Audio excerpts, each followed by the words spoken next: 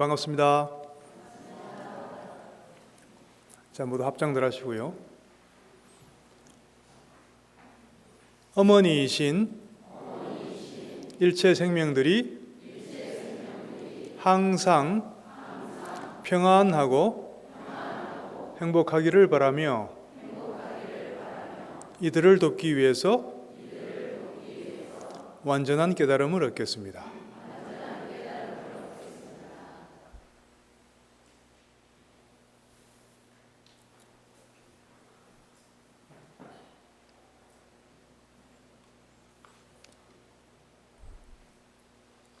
본문 시작하기 전에 항상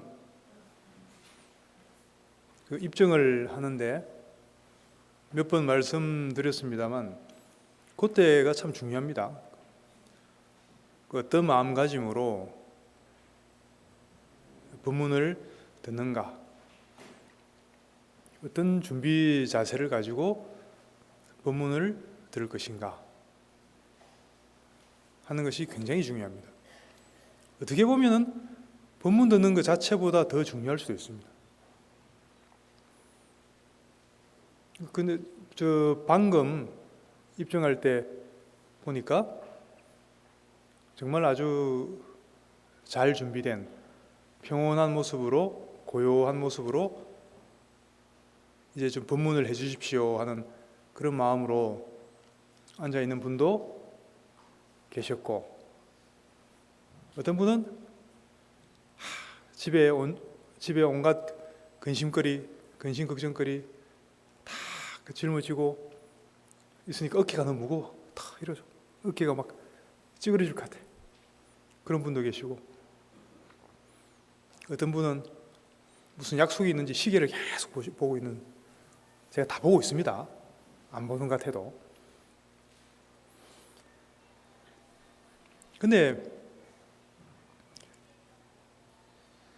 처음에 말씀드렸듯이 본문을 듣는 것도 물론 중요하지만 그 자체보다도 본문을 듣기 이전에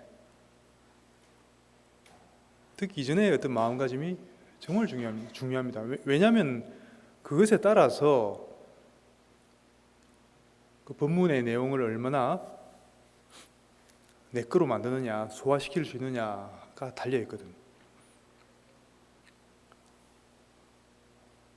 일단 기본만 우선은 말씀드리면은, 아무리 여기 법당에 들어오기 전에 무슨 일이 많았고 근심 걱정할 거리가 많았더라도 일단은 저 법당에 딱 들어올 때는 그 먼지를 좀 털고 들어오셔야 돼. 먼지를 잔뜩 묻혀갖고 들어와서 여기 와서 부처님 앞에다가 털면 안 되겠죠. 저 입구에서 벌써 한번 털고 들어오셔야 돼요. 최소한 법당에 들어올 때만큼은. 그래야 무슨 효과라고 할까요? 그 의미가 있지 않겠습니까? 와서 본문 듣는. 그래서 잠깐이라도 기도할 때도 마찬가지고, 본문 들을 때도 마찬가지고, 뭔가 좀 마음에 부정적인 조금이라도 부분이 있다면 빨리 털어버리고 일단 잠깐 내려놓으시고, 우리 하는 말로 그 문 앞에 걸어놓고 간다, 뭐 그런 표현 씁니다.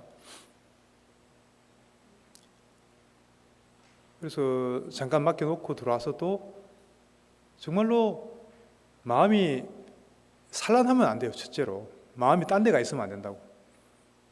그렇게 해서 한 입정은 사실 뭐 불과 몇 초 안 하지만 제 뭐 욕심 같아서는 한 입정 한 1시간 하고 법문 한 10분 하고 했으면 제일 좋겠는데, 옛날에 어떤 큰 스님들은 뭐 그렇게도 시키신 분도 계시긴 계시죠. 법상에 올라와서 아무 말도 안 하고 가만히 앉아 있으니까 더불어 신도들도 가만히 앉아 있다. 그리고 앉아 있다 그냥 내려가시는 거예요. 옛날 큰 스님들은 그렇게도 하시기도 했습니다. 굉장한 법문이죠, 사실은 그 자체가. 근데 여기서 제가 그랬다가는 바로 내려가자마자 주지스님한테 호출당해갖고 후환이 생기겠죠. 그래서 그래는 안 하는데,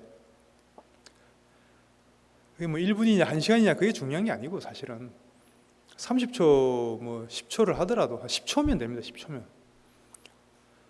그 전에 좀 마음이 산란했더라도 잠깐 동안 마음을 딱 이렇게 고정시키고 멈추고, 왜 그런 책도 있지 않습니까? 멈추면 비로소 보이는 것들. 제 도반 스님이 있어갖고 지금 굉장히 몇 년째 계속 히트치고 있는 책 이름이기도 한데, 그 방법을 잘 모르면요, 우리가 아무리 1시간 동안 마음을 멈추고 있으라면 그거 아무도 못합니다. 근데 한 10초 정도는 누구나 할 수 있어요. 10초는. 그죠? 생각을 잠깐 비우고, 그럼 어떻게 생각을 비우란 말이냐? 방법을 잘 모르겠으면 가만히 앉아갖고 자기 자기 호흡을 가만히 바라보면 돼요. 그게 제일 쉽습니다. 그래서 자꾸 호흡관 이야기를 하는 거거든요. 그럼 그 순간 숨이 들어오고 나오고 하는 것을 가만히 관찰한다 생각하고 가만히 보면 그렇게만 해도 됩니다. 그러면 잠깐 한 10초, 20초는 누구나 마음을 내려놓고 쉴 수가 있습니다. 최소한 그 정도는 해야 된다는 거죠. 그리고 나서 이제 법문을 들어도, 그러면은 그렇게 하지 않고 복잡한 마음을 그대로 가지고 법문 들으면요, 들어가지 않습니다. 마음에 그 법문이 들어갈 수가 없습니다. 아무리 부처님이 한 100분 오셔갖고 법의 비를 쏟는다 그런 표현 씁니다. 법비를 내려도 내가 마음이 준비가 안 돼 있으면은 전혀 그게 통하지가 않습니다. 와닿지 않습니다. 반면에 여러분들이 충분히 준비가 된 상태, 한 10초, 20초라도 마음을 좀 비우고, 그리고 그 진정으로 법을 우리가 권청한다는 표현을 쓰거든요. 청하는 그런 마음가짐으로 들으면은 설사 법사 스님이 어떤 법문을 하시더라도 법문을 좀 아주 잘하실 수도 있고, 조금 좀 덜 잘하실 수도 있고, 그렇지만 그거와 관계없이 여러분들이 마음 자세에 따라서 거기서 보석을 가져갈 수가 있습니다. 여러분, 그거는 법문하는 법사한테 달렸다기보다는 여러분들 스스로 마음가짐에 달려 있다는 것입니다. 그러면 매사에 우리 법문 들을 때뿐만 아니라, 그러면 그게 가능하다면 매사에 그렇게 하면 좋겠죠. 사랑하는 남편, 사랑하는 자식들 바라볼 때도, 그리고 대화할 때도 그런 마음가짐, 마치 법문 듣듯이 내가 좀 비우고, 내 자신을 비우고 경청하는 그런 마음가짐이 굉장히 중요합니다. 우리 불교 공부할 때뿐만 아니라 생활하는 데 있어서도 굉장히 필수적이라고 할 수가 있겠습니다. 그래서 거기서 이제 한 걸음 나아가서, 그러면은 좀 더 우리가 불자로서 평상시에 기도를 하거나 아니면은 평상시에 생활할 때, 생활한다는 것은 결국은 사람 관계거든요. 그죠? 우리가 생활을 한다, 이거는 아주 우리가 외딴 무인도에 가 있지 않는 이상 항상 누군가와 관계를 맺고 살게 되어 있습니다. 그래서 결국 공부, 수행이라는 것은 바쁜 사람들 많아요. 그러니까 제가 관계라고 말씀드렸잖아요. 그러니까 관계가 좀 바쁘신 분들이 계시네. 그래서 그런 관계 속에서 우리 공부는, 수행은 완성될 수가 있는 것입니다. 달리 말하면은 관계를 떠나서는 공부가 없습니다. 수행을 할 수가 없습니다. 물론 저 무인도나 사람 한 명도 없는데, 그런데 우리가 경전의 용어로 하면 아란냐라고 하죠. 아란냐, 한정처, 그런 데 가서 혼자서 그냥 돛 닦는다고 하고 깊은 어떤 산매의 즐거움에 빠져 있고 그렇게 할 수는 있죠. 그 자연인들처럼 그렇게 할 수는 있습니다. 그렇지만 이제 그걸 부정하는 건 아니고요. 그런 방법도 있죠. 여건이 되면은 그렇게 하는 방법도 있겠지만 대부분 그 여건이 안 되지 않습니까? 그렇게 할. 근데 굳이 그렇게 안 해도 할 필요 없다는 거죠. 그리고 그렇게 했을 때는 정말로 사람들을 완전히 떠나서 혼자만의 수행을 했을 때는 또 놓치기 쉬운 부분들이 있다는 거죠. 우리 대승불교에서는, 대승불교는 그 수행이라는 건 딱 그 정답이 나와 있죠. 육바라밀. 육바라밀이 수행의 처음이기도 하고 끝이기도 합니다. 육바라밀이 완성된 걸 우리가 깨달았다, 성불했다 이렇게 이야기합니다. 근데 보시지계 인욕 이런 건 잘 안 되는데 내가 산속에 들어가서 열심히 해서 수행을 열심히 해서 깨치면 그거는 선정하고 반야는 성취할 수 있어요. 그렇게 선정 반야 바라밀은 그렇게 혼자서 나 홀로 성취할 수 있습니다. 그런데 보시지계 인욕 선정 아니 정진, 그거는 누가 상대가 있어야 할 수 있는 거거든. 보시를 해야 되는데 혼자서 누가 다람쥐한테 보시하고 해도 안 될 건 아니지만 그래도 기왕이면은 그 사람을 떠나서는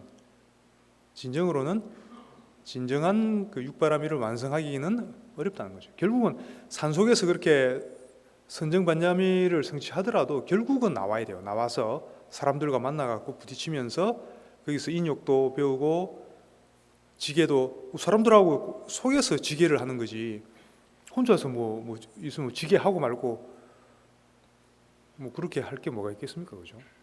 그리고 보시를 항상 베푸고, 스님 같으면 이제 법보시를 하게 되겠죠.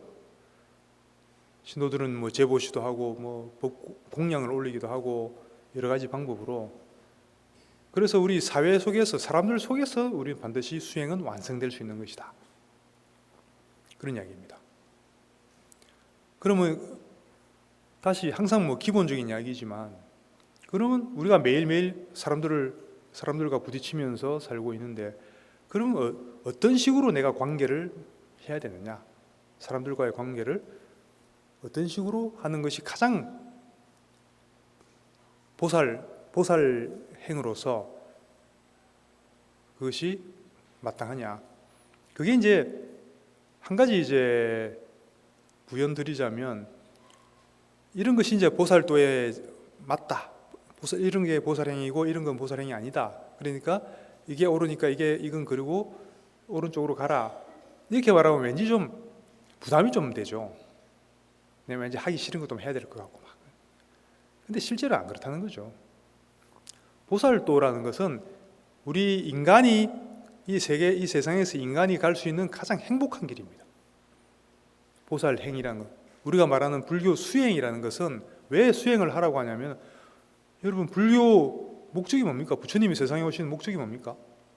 간단히 말하면 일체 고에서의 해방입니다. 일체의 괴로움에서 벗어나서 영원한 행복의 삶을 사는 게 불교의 목적입니다.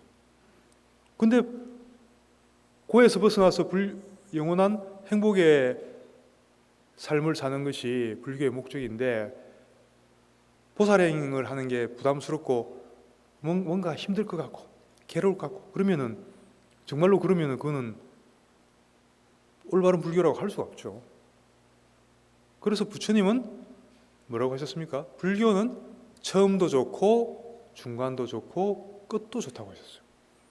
내가 고생 하기 싫은 거 억지로 하고 참고 이렇게 하고 그래갖고 한 3억 년 정도 하면은 그 뒤에 뭐가 좀 좋아지고, 그게 아니란 말입니다. 불교는 처음에 딱 만날 때 그 순간부터 마음이 놓아지고 뭔가 행복해지고 뭔가 잘 될 것 같고 실제로 잘 되고, 그래서 점점 하면 할수록 점점 더 행복해지고 그 행복이 깊어지고, 이게 불교입니다.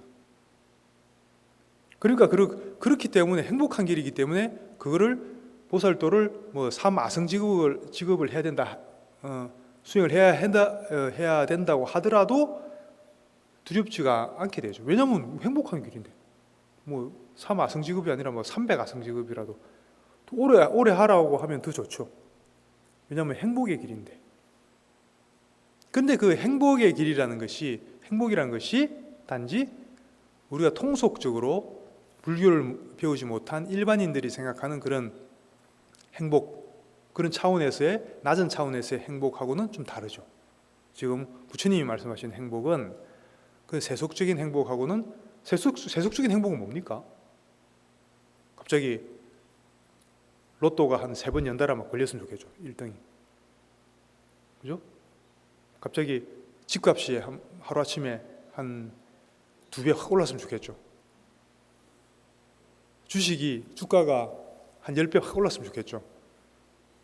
우리 그 자녀들이 다 S대학 다 가고 다 시집장가 잘 가서 애도 잘 낳고 건강하고 평생 그래 살았으면 좋겠죠. 이런 게 이제 세속적인 행복이란 거죠. 근데 이 세속적인 행복은 특징이 있습니다. 세속적인 행복은 어떤 특징이 있습니까? 항상 조건이 있죠.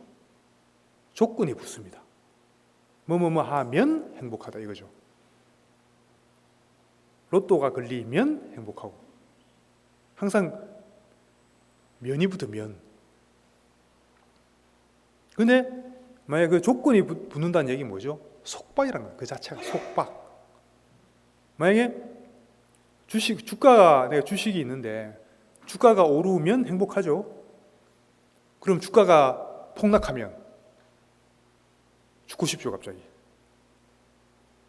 어제까지는 정말 행복하고 하늘을 보면 다 핑크빛이고 그랬는데 갑자기 하늘이 노래지죠.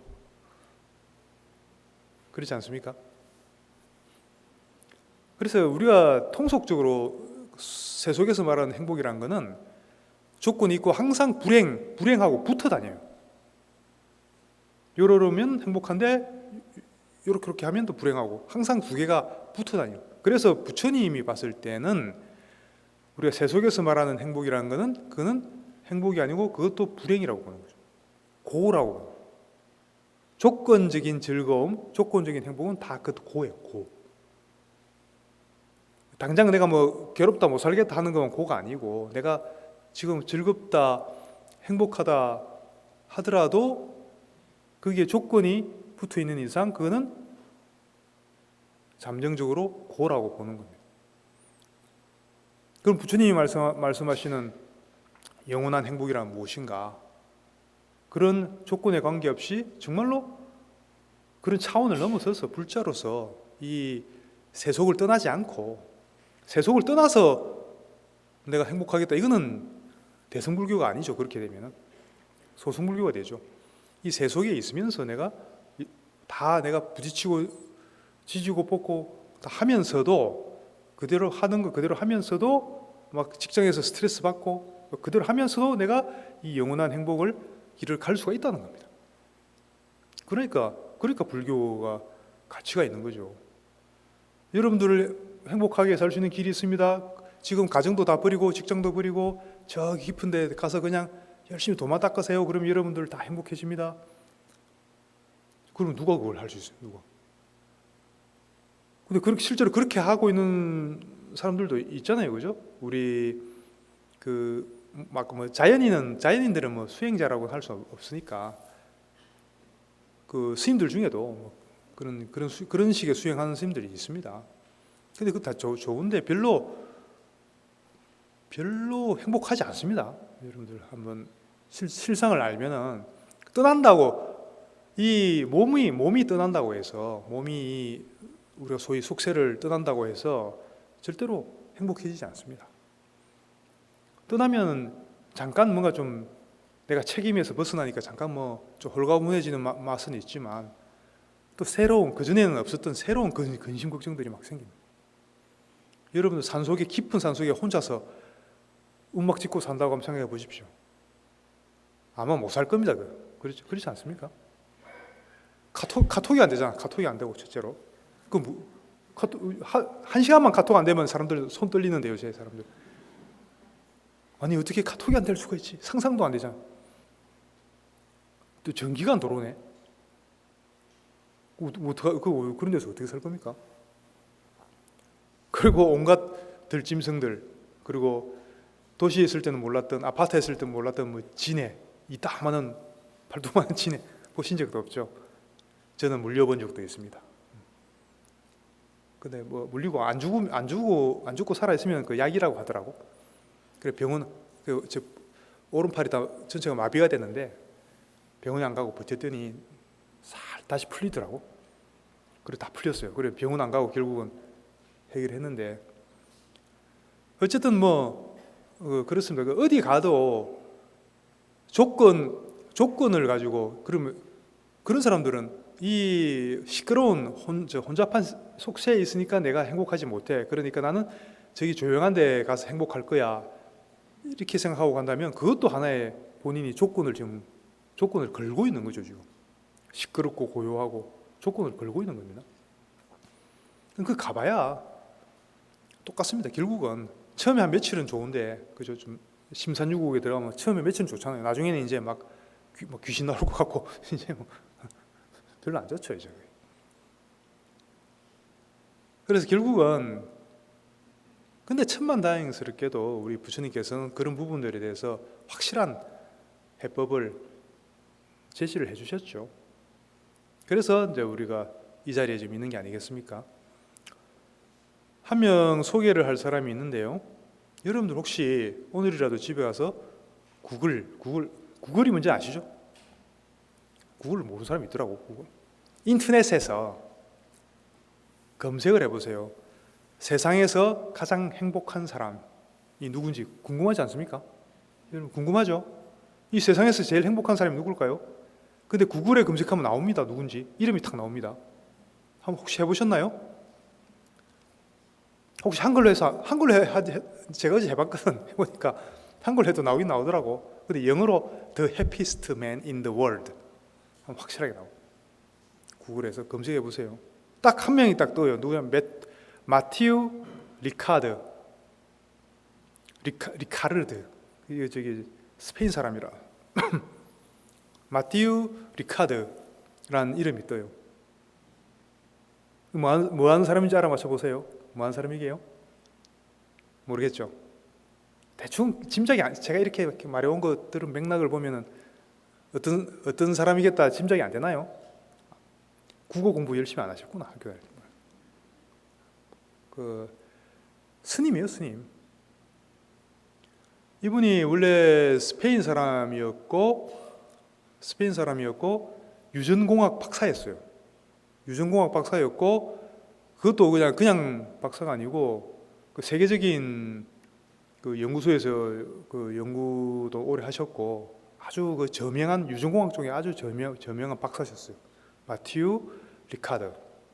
그러다 어느 순간 이제 회심을 하신 거죠. 마음을 어떤 이제 계기가 있어서 출가를 했어요. 스님으로 티베트 불교 쪽으로. 티베트 불교 쪽에 출가해서 이제 지금 네팔 쪽에 계신다고 하는 것 같은데 그 히말라야 쪽에서 조그만 오늘 바쁜 사람들 많네 뭔가. 안 되겠다. 다음 주부터는 핸드폰 다 압수해야 되겠다. 저 입구에서. 그 마티오 리카르드가 지금 우리나라에 이분 책도 번역된 것도 몇 권 있습니다. 검색해 보시면 다 볼 수 있습니다. 주로 이분은 출가하고 나서 그 히말라야 쪽에서 무슨 완전히 뭐 동굴에서 생활한 건 아니고 히말라야 쪽에 조그마한 뭐 몇 평 안 되는 운막 같은 데서 몇십 년 살면서 계속 그쪽 명상 수행을 하셨는데 이분이 왜 갑자기 유명해지셨냐면은 미국의 위스콘신 대학교에서 그 신경과학 그러니까 뇌과학 쪽이죠. 뇌과학 쪽에 그 리처드 데이비슨이라는 분이 주최로 해서 아주 오랫동안 우리 뇌과학, 뇌와 명상과의 어떤 관계성 이런 거에 대해서 집중적으로 연구를 하셨다고 그래요. 요즘은 이런 연구를 많이 하죠. 요즘은 연구 성과도 많습니다만 이때 2000년도 초반인데 주로 이때 연구했던 게 우리가 가지는 자비심, 대비심, 자비심과 명상 이런 것과 우리 인간의 뇌파와는 어떤 관계가 있나, 주로 이런 거 주제로 연구를 오랫동안 했다 그래요. 그러니까 그 과정에서 이론 연구만 아니라 실제로 그 수행하는 수행승들, 주로 이제 티베트 스님들이겠죠. 티베트 스님들을 많이 초빙해서 각 그 뭐 네팔이나 히말라야나 인도나 이런 데 있는 티베트 있는 스님들 다 초빙해서 실제로 명상 해보시라 그러고 뇌파나 이렇게 막 머리 꽂아 갖고 이렇게 MRI 검사까지 해보고 그 뇌에서 어떤 반응이 일어나는지 그런 걸 다 그 실험을 아주 오랫동안 해봤대요. 근데 이게 마티우 그 리카드 이분이 이제 하루 오셔갖고 이제 머리에 이제 실험 꽂고 전극을 꽂고 이제 실험을 했는데 그 실험 팀들이 그 학자들이 깜짝 놀랐다 그래요. 이 전문 용어는 저도 잘 모르는데 일반적으로 이 사람들이 뇌파에서 잘 나타나지 않는 감마선이라는 게 있는데 이게 사람이 가장 그 행복할 때, 그러니까 평온하게 행복할 때 나오는 그런 뇌파가 있는데 일반인들한테는 잘 나오지 않는데요. 그게 엄청나게 나오더래요. 감마선이 나오고, 그리고 그 뇌 앞부분에 되뇌피질이라고 하는데 그 앞부분에 어떤 부분이 굉장히 그 활성화되어 있는, 그 발달되어 있는 그런 것을 또 측정할 수 있었다 그래요. 그래서 여러 수행자들을 상대로 10년 넘게 실험을 했는데 그 실험팀 결과가 그 사람들이 그렇게 발표를 했어요. 발표할 때 뭐라고 했냐면은 이 마티우 리카드 이분이 세계에서 제일 행복한 사람이다. 이렇게 결론을 낸 거예요. 물론 이제 그건 약간 물론 그 세계 사람들 다 측정한 게 아니기 때문에 그게 따질 수도 있지만 이제 약간 상징적인 말입니다. 약간 이제 과장해서 하는 말이죠. 그래서 자기들도 놀랬다는 거예요. 이런 사람이 어디냐? 실제 뇌에서 사람이 가장 행복할 때 나타나는 그런 특징들이 엄청나게 강하게 다른 어떤 사람들보다도 강하게 나타나더라는 거죠. 이분이. 그래서 이제 별명이 세상에서 가장 행복한 사람이 돼가지고 그 이후에도 보니까 이제 많이 이제 본인은 계속 그 자기 토굴에서 정진하시면서 또 이런 분들은 토굴에 일정 기간 토굴에 정진하지만 왜냐하면 티베트 불교도 우리처럼 대성불교거든요. 또 이렇게 또 법문을 하시고 법표도 하고 이런 거 다 활동을 하세요. 혼자서만 수행하시는 게 아니고 이런 관계를 다 하신다고. 그리고 이분한테 이제 이제 비법을 물어봤지 않겠습니까? 어떻게 그렇게 하셨냐? 물론 이제 스님이니까 그 명상수행이 비법인데 그 중에 조금 구체적으로 이야기를 했는데 첫 번째 했던 말이 본인 비결입니다. 행복하게 살 수 있는 비결이 너 말고 나만을 생각하는 것을 멈추라는 거죠. 보통 대개는 우리가 살아가는 그 동기가 뭡니까? 나를 위해서 살잖아. 내가 행복해야 되고, 내가 즐거워야 되고, 내가 이익을 많이 챙겨야 되고, 그렇죠, 그죠? 항상 나 중심이죠, 그죠? 우리는 나 중심으로 사실은 이분 말씀뿐만 아니라 이분이 이제 정확하게 지적하신 거고 이게 제일 핵심입니다. 불교의 핵심이기도 합니다. 우리가 왜 불행하냐면 나 때문에 결국 불행하거든. 나 때문에. 나 중심이 이제 조금 극단으로 가면 이기주의가 되는 거죠. 나만을 생각하는, 나를 위해서 사는. 근데 부처님이 뭐라고 그랬습니까? 우리가 생각하는 그 중심으로서의 나라는 게 그런 게 실제 없다는 거죠. 우리 생각이 만들어낸 착각이라는 겁니다. 그게 무아. 불교 핵심입니다. 불교 깨달음에. 그렇다고 나라는 것이 아예 없다는 말이 아닙니다. 그것도 없다에 떨어지면 안 되고 내가 생각해오는 그 나라는 게 없다는 거죠. 그 대신에 연기란 말 다 들어보셨죠?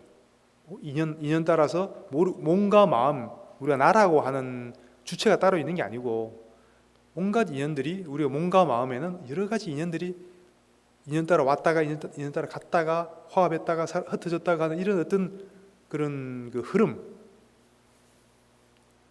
그걸 우리가 연기라고 하는 겁니다. 그건 흐름이 존재할 뿐이지 그 주체로서의 변하지 않는 고정불변한 우리는 고정불변한 내가 있어갖고 다 한다고 생각하잖아. 근데 그거는 우리 생각이 만들어내는 착각인데 그걸 보는 게 우리가 무아를 보는 거고 깨달음이라고 하는 거예요. 그전에는 이 고정불변한 나라는 게 있어가지고 모든 것을 한다고 믿고 있기 때문에 이 나가 중요할 수밖에 없죠. 이 나가 다치면 안 되고 나를 보호해야 되고 이 내가 더 소중하게 더 키워줘야 되고 그러니까 나 중심적으로 될 수밖에 없어요. 이 나라는 착각 속에 살고 있는 한 나 중심주의에서 벗어날 수가 없어요. 근데 그것을 부처님께서는 그 하나하나 다 분석을 시켜봤죠. 그럼 이 몸이 나냐? 내가 아니거든. 변하니까. 변하는 건 내가 아니죠, 그죠? 그럼 그 생각이 나냐? 생각도 계속 변하잖아. 이것도 내가 아니고. 그럼 이 느낌이 나냐? 느낌도 계속 변하잖아, 그죠? 내가 아니고. 그럼 내가 의지를 내잖아요. 이 의지는 그럼 내 거냐? 나냐? 의지가 그러면 내가 이제부터 예를 들어 내가 이제 공부를 열심히 해야지 하는 의지를 낸다고 쳤을 때 그 의지를 낼 때도요. 내가 이제부터 내가 의지를 내야지 하고 내는 게 아니잖아, 그죠? 그냥 일어나는 것이 여러 가지 인연 화합에 의해서 일어나는 것이지 나라는 주체가 하고 있는 것은 한 개도 없다는 거죠. 그 인연 화합에 따른 흐름이 있을 뿐이라는 거죠. 이런 것을 이제 그 불교 공부를 하면 다 하게 돼 있습니다. 보게 돼 있습니다. 그래서 정말로 무아를 보면은 그때 내가 꽉 움켜잡고 있던 나는 절대로 다치면 안 되고 상처받으면 안 되고 하는 이 나가 갑자기 실체가 없다는 것을 탁 봐버리면은 이 나로 인해서 벌어졌던 모든 84,000 번뇌가 동시에 떨어져 나가게 되는 거죠. 편안해지는 거죠. 그게 바로 해탈입니다. 이분이 이제 그런 말씀하시는 겁니다. 근데 이제 이분은 이제 그렇게까지 좀 깊이 다른 책에서는 깊이 다루기도 하지만 인터뷰에서는 그냥 좀 쉽게 말씀하셨어요. 그냥 다 나만을 생각하는 데서 모든 것이 고통이 비롯되기 때문에 나 중심으로 생각하는 것을 멈추고 나보다 남을 먼저 생각하는 이타주의를 실천해라 이렇게 말씀하셨다. 이타주의는 뭐 말은 어려운 말이 아니죠, 그죠? 그러니까 항상 상대방을 먼저 생각하고 상대방을 배려하고 상대방을 위해서 내가 뭔가를 자꾸 해주려고 하고 그게 보시죠, 그죠? 다 통하는 겁니다. 좀 친절하게 이렇게 꼭 베풀으라 그러면 꼭 돈을 줘야 되는 게 아니고, 그죠? 꼭 이렇게 미소 한 번, 따뜻한 말 한마디 이런 거 다 베푸는 거잖아요.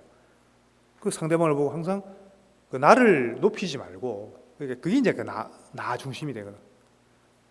의식적으로 나를 좀 낮추고 상대방을 좀 자꾸 높여주면서 자꾸 배려해주고 먼저 이렇게 좀 챙겨주고 좋은 거 있으면 먼저 하라고 하고 이런 자세 이런 걸 말하는 거죠. 나 중심이 아닌 상대방을 먼저 배려하는 상대방을 생각하는 그런 이타주의를 했을 때 그게 바로 그렇게 했을 때 상대방이 나한테 받는 상대방이 행복한 것보다도 그렇게 실천하는 내가 행복해진다는 거죠. 그건 이해가 되죠, 그죠? 충분히. 더 스트레스 받는가? 그렇게 하면 한번 정말로 그렇게 하면 내가 조건 없이 누군가한테 베풀고 그럴 때가 있잖아요, 그죠? 누구나 그죠? 뭔가 줄 수 있을 때, 저 사람한테 뭔가 도움을 줄 수 있을 때 나도 행복하잖아요. 그런 행복이 있습니다, 그죠? 분명히 내가 뭔가를 줄 때 느끼는 그런 행복이 이게 이제 진짜 행복이라는 거죠. 이런 행복, 그걸 말하는 거죠. 이건 우리가 누구나 다 그런 걸 느낄 때가 있고 경험을 할 때가 있지만 그게 얼마나 그 소중한 느낌이란 거를 그런 걸 잘 모르고 있죠. 그런 거를 누구나 그런 것을 할 수 있는 마음 바탕이 우리가 불성이 있기 때문에 근본 바탕에 그런 게 가능한 건데 그걸 자꾸 우리가 잊어버리고 그냥 다시 그 조건적인 조건적인 즐거움, 조건적인 만족 그런 것만 자꾸 추구하게 되는 겁니다.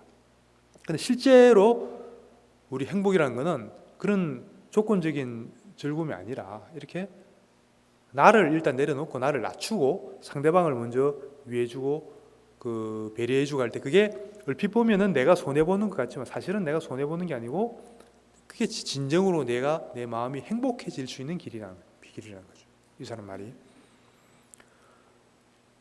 자, 이 마티유 일카드 말입니다. 뭐라고 했냐면은 나만을 위한 것은 심신을 지치게 하고 스트레스 받게 하여 결국은 불행으로 이끈다. 정확한 말입니다.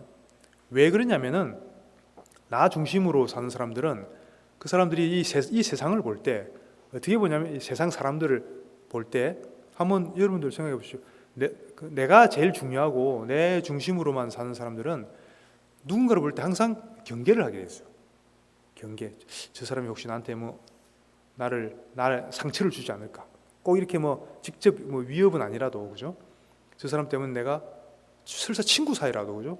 내가 뭐 그 상처받지 않을까? 항상 그 마음 한쪽에는 항상 경계를 해요. 그런 긴장하고 있는 그런 부분이 항상 있습니다, 그죠? 그게 왜냐면 그 나 중심적인 생각이 있기 때문에 그런 것. 그 나만을 위한 것은 그렇기 때문에 항상 긴장을 하게 되고 경계를 해야 되고 신경을 써야 되기 때문에 피곤하죠. 피곤해진다고. 그 에너지를 엄청 거기다가 나를 지키는 에너지를 쓰고 있는 거죠. 사실은 필요 없는 건데 그게 엄청난 에너지를 사실은 쓰고 있는 겁니다. 그렇기 때문에 심신이 금방 지치고 또 자기 뜻대로 안 될 때 누가 나한테 조금 뭐 안 좋은 소리라도 하고 그러면 이제 스트레스 팍팍 받는 거죠. 그죠? 내가 나 중심적인 생각을 내가 내려놓고 있을 때는 누가 나 무시하거나 나한테 뭐 뭔 소리 해도 스트레스 받을 일이 없어요. 그렇지 않습니까? 나를 내려놨는데 상처받을 나가 이제 없어지잖아요, 그때는. 근데 그게 이제 얼핏 보면 약간 좀 바보스러워 보이고 뭐 그렇게 보일 수도 있지만 그게 가장 행복으로 하는 길이라는 거죠.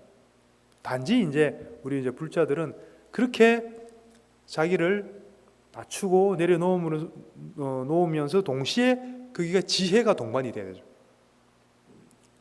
그 지혜를 또 개발하는 그런 공부를 같이 하는 겁니다. 그러니까 바보같이 보이지만 사실은 바보가 아닌 거죠. 진짜 지혜가 있는 사람으로 이제 돼 가는 거죠. 정말 행복한 사람, 정말 지혜롭고 행복한 사람으로 이렇게 당장 눈앞에 이익 손해 전전긍긍하는 게 아니라 차츰차츰 그 지혜롭고 행복한 사람으로 변해가는 게 우리 불교 공부의 특징입니다. 이분이 이제 그 이야기를 하시는 거고 결국 나 중심으로 사는 사람들은 세상을 볼 때 그걸 위협으로 간주하고 또는 내 욕심을 위해서 이용해야 되는 수단으로 보게 된다는 거죠. 상대를 볼 때. 왜냐하면 내가 소중하니까. 이때 나라는 건 이 나 에고 말하는 거죠. 이 온 에고 아상을 말하는 거죠. 그러니까 이런 식의 대부분 이렇죠, 그죠? 이런 마음으로 다 살고 있다고 봐야 되죠. 그러니까 내가 항상 지치고 피곤하고 짜증나고 왠지 모르게 왜냐하면 그 아상을 들고 있기 때문에 내려놓아야 되는데 자꾸 들고 있기 때문에 쓸데없이 여기 엄청난 에너지가 쓰이기 때문에 자꾸 피곤해지고 짜증나고 이제 그리 되는 겁니다. 일은 풀리지도 않고 꼬이고 그리 되는 겁니다. 또 계속해서 이분 말씀이 만약 당신이 행복해지기를 원한다면 그 나를 위한 것뿐만 아니라 다른 사람도 나보다 더 나아지기를 원하는 자비로운 마음이 필요하다. 항상 상대방을 배려하는 그런 마음이 필요하다는 거죠. 근데 그렇게 하다 보면 또 그렇다고 누가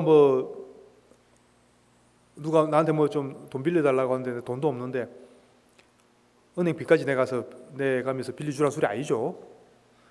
그래서 이 사람은 뭐랬냐면은 합리적인 범위에서 다른 사람에게 친절하도록 노력해야 한다.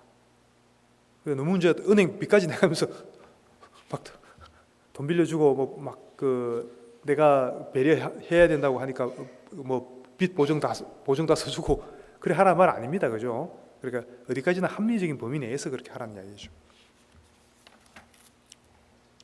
또 이분이 이제 그렇게 말씀하셨고, 첫 번째 나 중심주의 이걸 버리고 상대방을 더 생각하는, 배려하는 그런 이타주의로 살아야 된다. 이게 첫 번째고, 그 다음이 중요한 이야기인데, 마라톤을 위해서 훈련하는 것처럼, 마라톤 선수들이 얼마나 훈련 열심히 합니까? 마라토너들이 훈련하는 것처럼 당신의 마음도 훈련을 해라. 이거 굉장히 중요한 말입니다. 처음부터 마라톤 한 사람이 처음부터 42.195km를 뛸 수는 없다.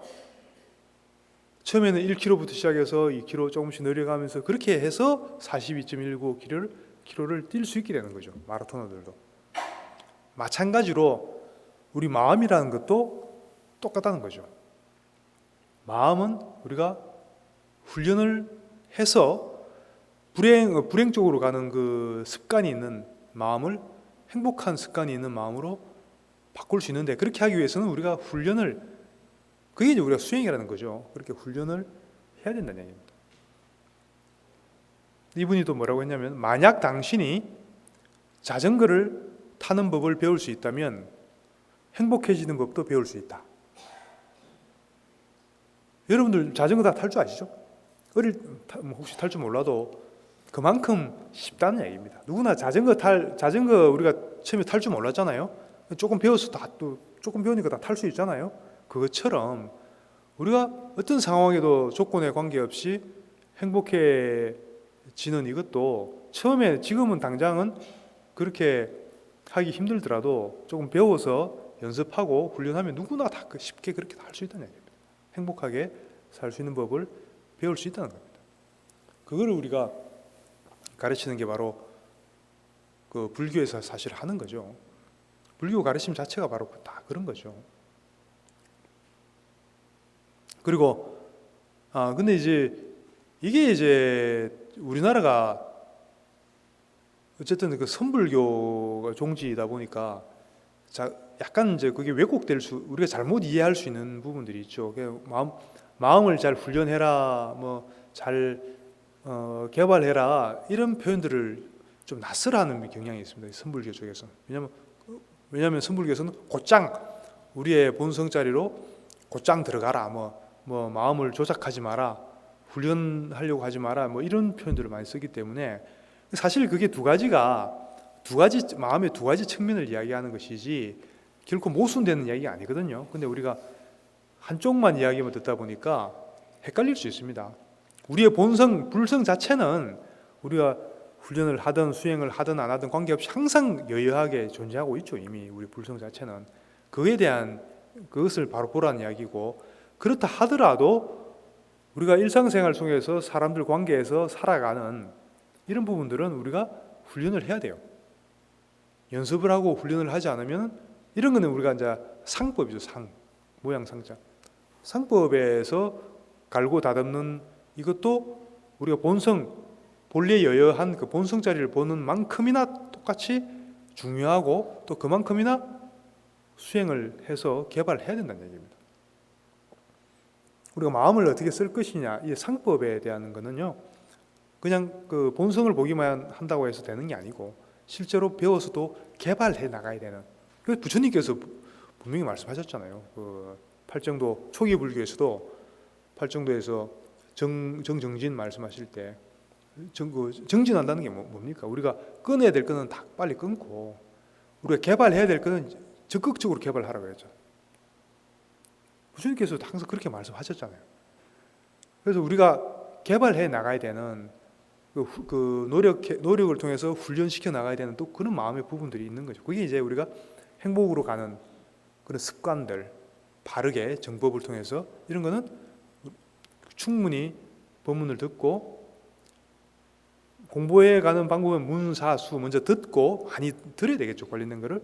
그 다음에 사는 생각사자, 그거에 대해서 자꾸 기억을 하고 잊어버리지 말고 기억하고 자꾸 곱씹어보고 자꾸 되뇌이면서 생각해보고, 그래서 그걸 바탕으로 해서 실제로 적용해보는 수행을 했을 때 그 다음에 정득을 할 수가 있는 거죠. 문사수. 항상 우리 공부하는 것은 거기서 결코 벗어날 수가 없습니다.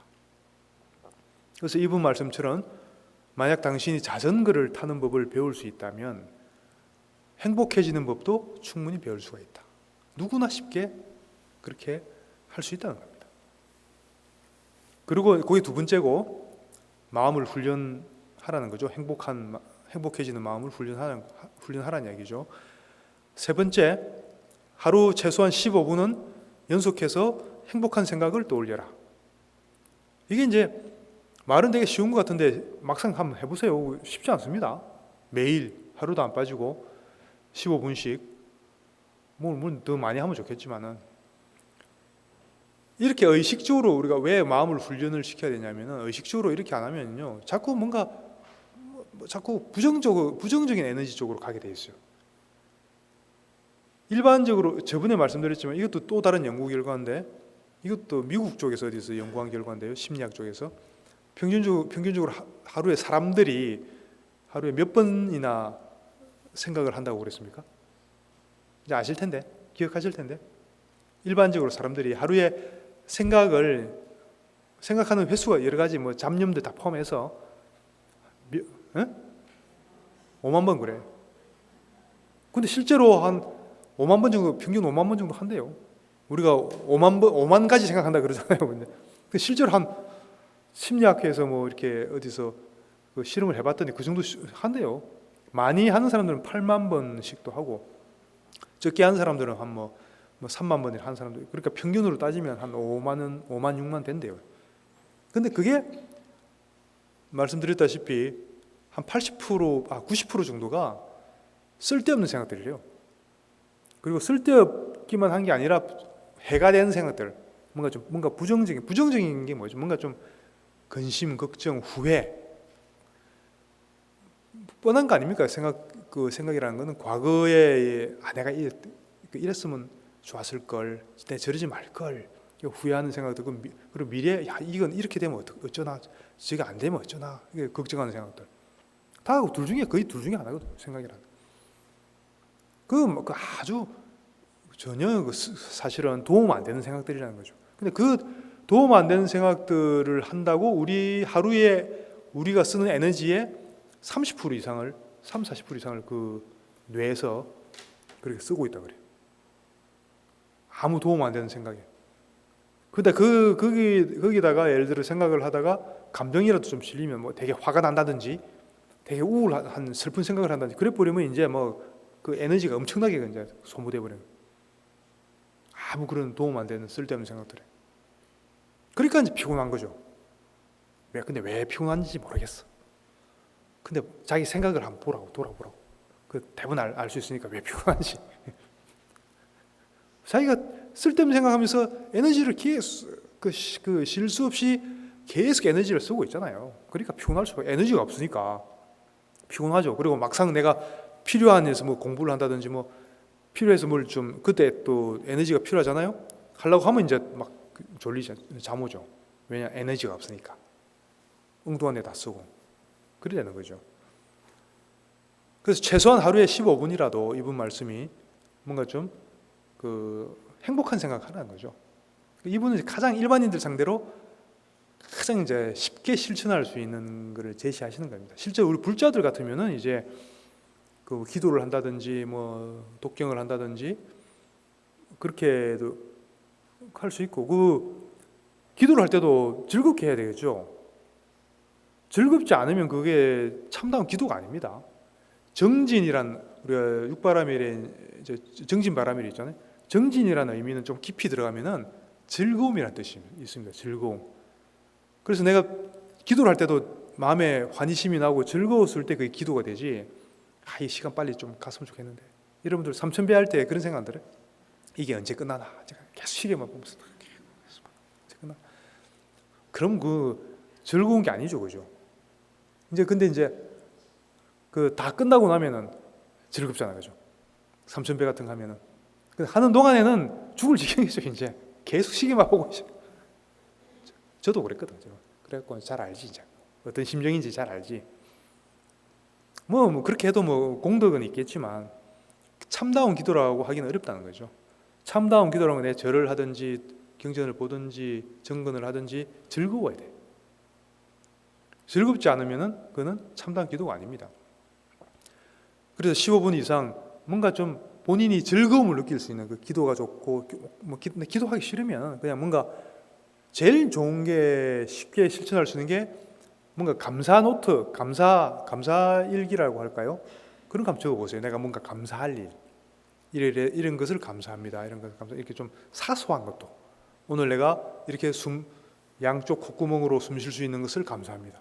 뭐 콧구멍으로 숨 못 쉬는 사람 얼마나 많은데, 그죠?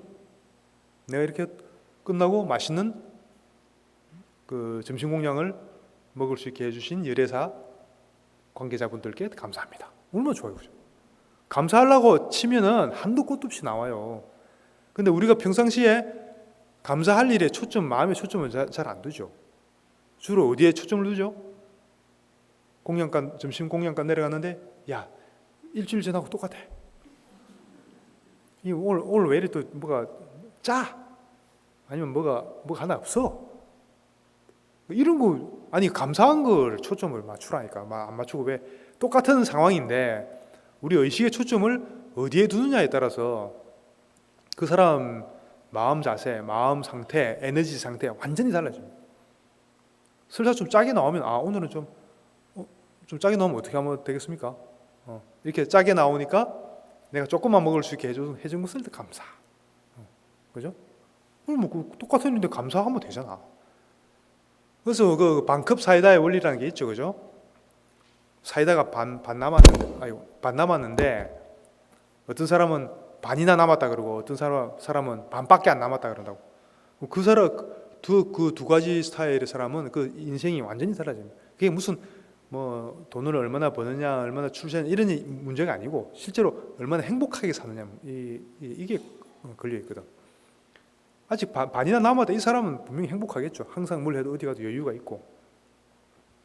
반밖에 안 남았다 이 사람은 어디 가도 항상 불안하고 초조하고 뭔가 항상 뭔가 완벽해야 되고. 되게 그런 사람들이 뭐가 잘 걸립니까? 암이 잘 걸리죠. 암이. 그런 완벽주의자들. 근데 항상 넉넉한 마음을 갖고 있는 사람들은 뇌파도 틀리고 실제로 행복하게 산다는 거죠. 이 마티유 리카드 이분이 무슨 뭐 많이 가져갖고 권력이 있어갖고 이제 행복한 게 아니잖아요, 지금. 네팔에 뭐 조그만 운막 같은 데서 그 난방도 제대로 안 된 데서 그 몇십 년 사셨다는데 그 우리가 봤을 때는 어떻게 보면 그 거지나 다름없는데 본인은 하긴 부처님도 그 맨날 저기 탁발하고 사셨으니까 뭐 어떻게 보면 비구란 말이 거지란 뜻이 있거든요. 보기에는 거지처럼 보이잖아요. 그래도 얼마나 많이 가졌냐, 뭐 높은 자리에 있느냐 이게 문제가 아니고 행복하고 불행한 거는 그런 문제가 아니고요. 내가 얼마나 가졌던 어떤 자리에 있든지 간에 내가 그것을 어떻게 받아들이느냐, 어떤 마음가짐으로 받아들이느냐에 따라서 그게 달려 있다는 얘기입니다. 그 시간 관계에서 그러면은 그 비슷한 사례 한 분만 더 소개해드리고 오늘 본문을 마쳐야 될 것 같네요.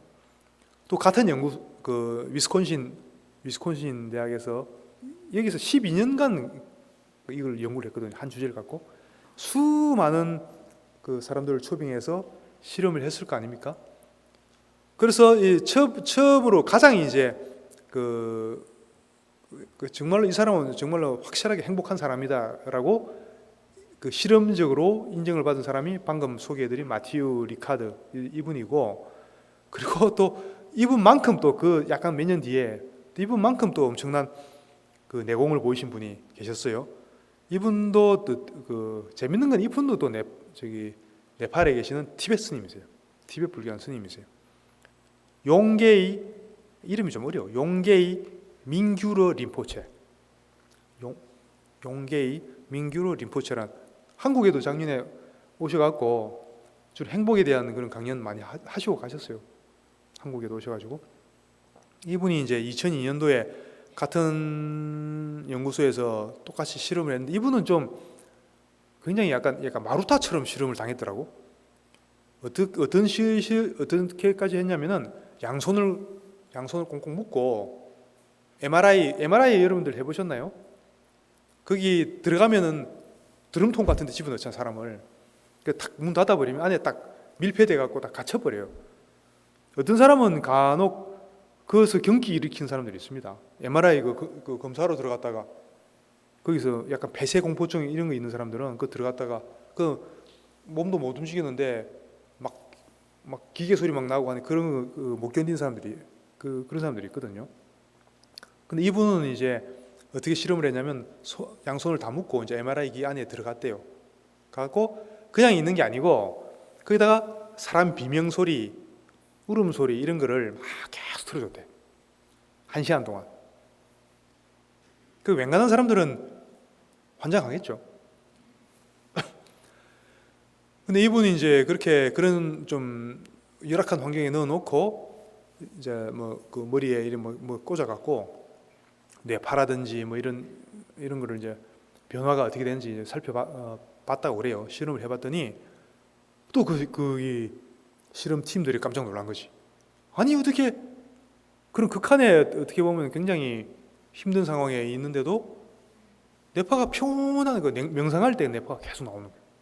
전혀 마음의 동요가 없고 정말 또 어떻게 심지어는 가장 행복한 어떻게 그런 상황에서 사람이 행복할 수가 있냐고. 주위에서 비명 소리 들리고 막 그 사람도 울고 있고 그리고 본인도 손 묶여갖고 지금 MRI 기계에 지금 가까운데 갇혀 있는 상황에서 양쪽에서는 그런 소리만 들리는데 어떻게 사람이 행복할 수 있겠어? 근데 가장 행복할 때 나오는 뇌파가 계속 나오는 거예요, 이분이. 그래서 그 어떻게 하셨냐고 물어보니까 이분이 그때 그 안에서 뭘 하셨냐면은 이제 그 자비의 명상, 자비관 들어보셨죠? 일체 모든 생명들이 행복해지기를 바라는 그런 걸 염원을 하면서 또 그런 에너지를 계속 보내주는 그런 그 자비의 수행을 하셨다고 그래요. 그 안에서. 결국 그 자비가 답이란 얘기입니다.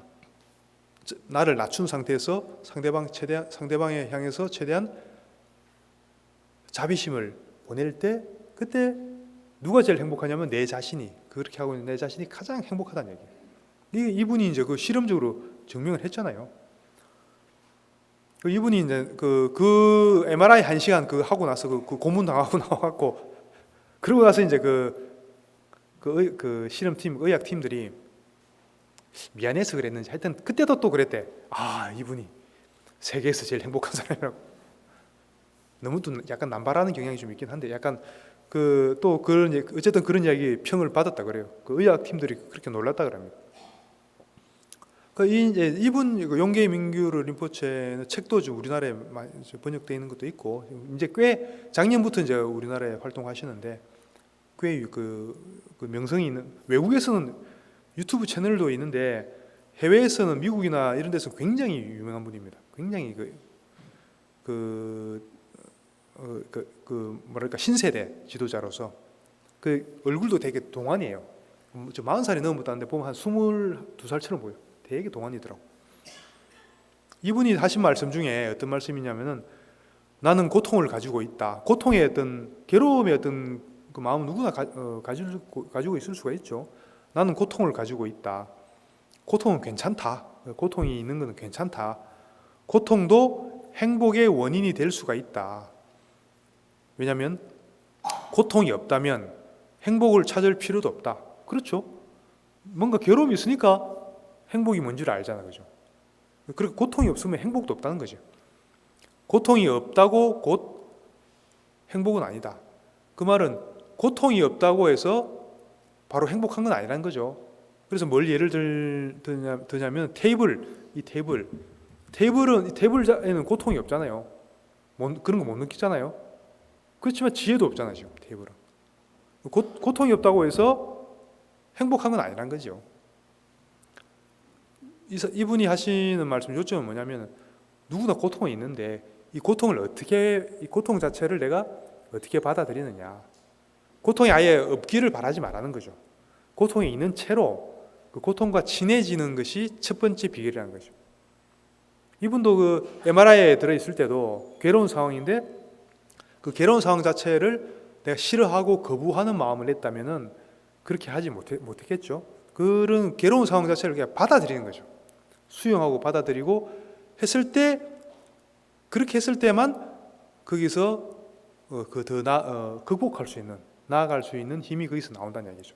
내가 싸우고 거부하고 내가 나한테 왜 이런 게 있지, 이런 게 없어야 돼, 이렇게 생각하면은 그렇게 될 수가 없다는 얘기입니다.